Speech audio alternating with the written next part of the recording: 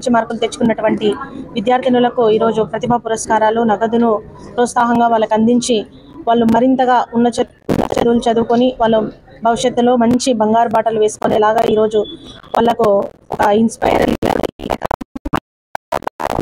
ఆహ్వానించడం ఈ సందర్భంగా నగరానికి ప్రత్యేక ధన్యవాదాలు కూడా తెలియజేస్తున్నాను. ఎందుకంటే ఎన్నో సేవా కార్యక్రమాలు చేస్తూ మరొక వైపు పొలిటికల్లో ఉంటూ అలాగే ఎంతో మందికి ఇటువంటి సహాయ సహకారాలు అందించే కార్యక్రమాన్ని చేస్తూ ఉన్నారు.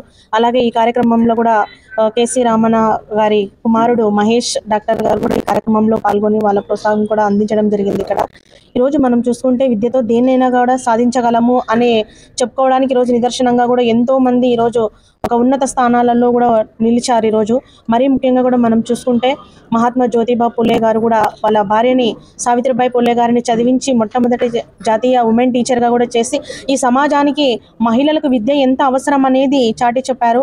అటువంటి మహనీయులను మనం అందరం కూడా ఆదర్శంగా తీసుకొని మనవంతు బాధ్యతగా కూడా మెలగాలని కూడా ఈ సందర్భంగా తెలియజేస్తా ఉన్నాను. భారతదేశానికి విద్యను పరిచయం చేసినటువంటి మహనీయులు మహాత్మా జ్యోతిబా పులే. ఆ విద్యను విధంగా ప్రజలందరికీ అందాలా అనేటువంటి లక్ష్యంతో రాజ్యాంగాన్ని రచించినటువంటి డాక్టర్ బిఆర్ అంబేద్కర్. వీరిద్దరి ఆశయాల్ని సమాజంలోకి తీసుకెళ్లేటువంటి బాధ్యత. ఇంకా రెండవది, ప్రభుత్వం విద్యను పరిరక్షించుకోవడం అనేది ఇప్పుడు ప్రధాన అజెండాగా మారింది. ప్రభుత్వ ఆధీనంలో విద్య అనేటువంటిది లేకపోతే ఆ విద్యకు చాలామంది దూరం అయ్యేటువంటి పరిస్థితి ఉంది.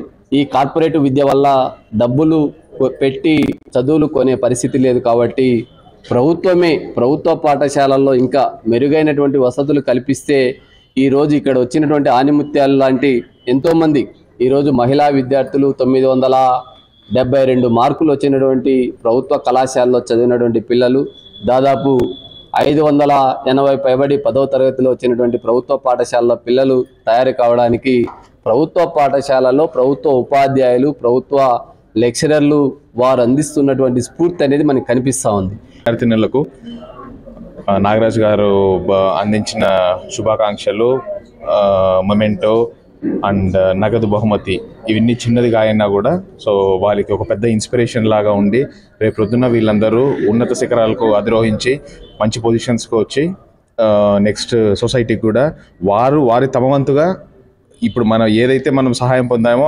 అదేలాగా రేపు పొద్దున వీళ్ళందరూ కూడా ఒక ఉన్నత పొజిషన్కి వచ్చి సహాయ సహకారాలు నెక్స్ట్ జనరేషన్ వాళ్ళకి అందించాలని కోరుకుంటూ